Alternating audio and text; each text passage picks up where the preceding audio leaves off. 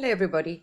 As promised, I would release the results of the survey public, and as requested by the National Carers Association, I provide them with the statistics and proof. It will also be going to the unions, to HMRC, and the government. Sorry for the delay.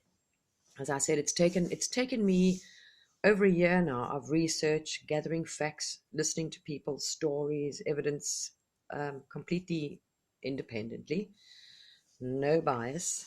Um, I've been I've spoken to clients, huge amount of carers, and that's what basically prompted me to do the survey, to really get an idea of the actual problems and statistics out there.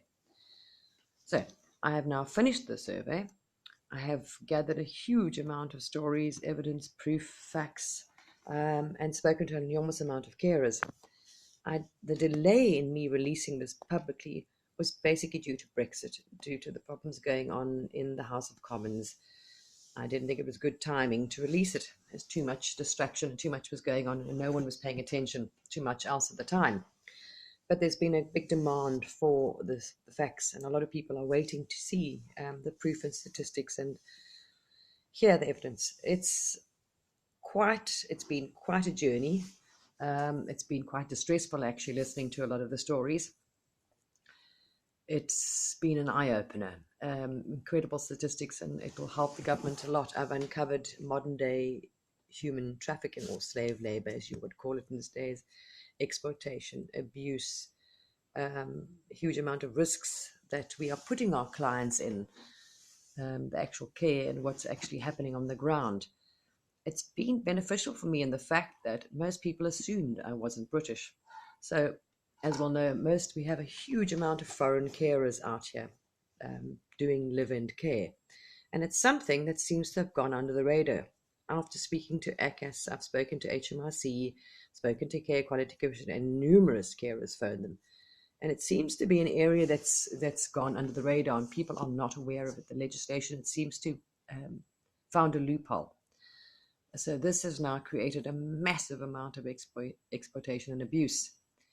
From a client's perspective, clients are paying exorbitant fees. People are having to sell their homes. They think they're not able to afford care because the prices are so high. People are paying anything from £1,000 to £2,000 a week for a carer, to allow someone to come into their own home and take care of their parent, either because they can't find a home, or the home is too expensive, or a lot of the times, the instance, our family members or the person is not willing to go into a care home. They want to stay in their own home and be taken care of.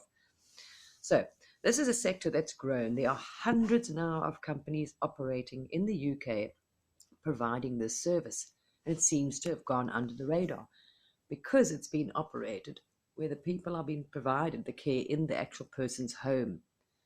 So I've uncovered a huge amount of problems, from exploitation, abuse, tax evasion, illegal activities. It's putting, and never mind the risk, it's actually putting to the clients. Now, I'm going to actually also, when I'm finished these videos, place the link to the statistics and survey at the bottom.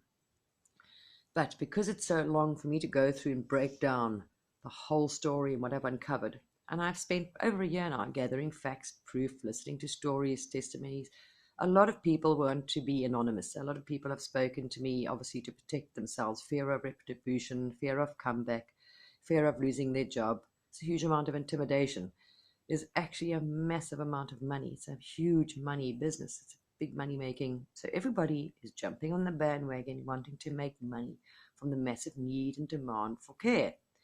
But the people that are not benefiting from the situation and the current way it's set up are actually the public. The people needing the care are at huge risk here, are paying an absolute fortune and not getting anything for it. And I'll explain this all. But for me to go through everything I've uncovered, it's a huge amount, it'll take a very long time. In order to do that, I'm going to have to break it down into many videos. One video will be way too long. So I'm going to break it down and explain to you everything, from the carer's perspective, from the client's perspective, from the fees, from what's actually going on, from the exploitation, labor, risk, abuse, everything.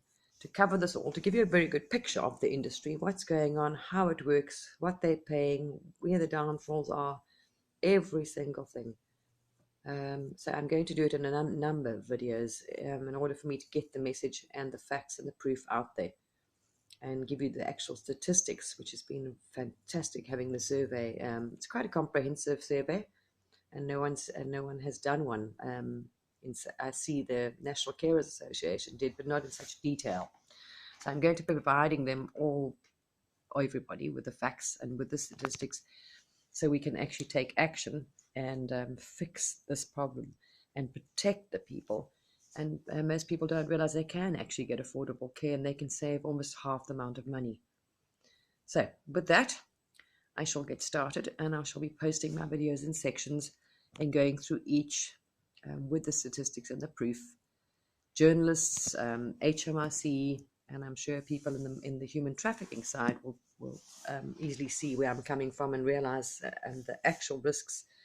We need to do something. We need legislation and we need change urgently, because this is a growing sector in a huge scale in investment, and it's absolutely at the moment open for exploitation and abuse, which is putting people at risk. The government's going to lose money.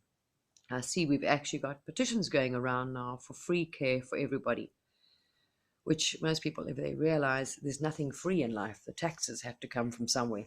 And the government's view at the moment, the way things are run and how it's being under the loophole, how it's slipping through, is the government's losing a lot of revenue, and they will not need to pay this amount. So people, for the public, they might think it's free. The government, someone's going to pick up the tab. So the taxpayer will be funding this care then at this ridiculous, exorbitant cost, which is totally unnecessary. So this can save a huge amount of money for the person needing care, for HMRC, who's ever going to be paying the bill. So I shall be getting into that first of the videos, but this is just to let you know that, yes, I'm finally finished, and it's going to go public now. And I'll be sharing this with the unions, with Care Quality Commission. I've uncovered a huge amount of problems in every sector, from Care Quality Commission, all the agencies, the different type of people that are operating out there under the radar, unregistered, registered. Yes. And this, hopefully, together we can actually bring it to the public's attention, save a lot of people a huge amount of money, protect the poor clients that are out there under the radar in their own homes from abuse, and the care workers from exploitation and abuse. At the moment, the only people seem to be benefiting from the system are the actual companies and agencies at the cost to everybody else. So watch this space. More is coming. Thank you.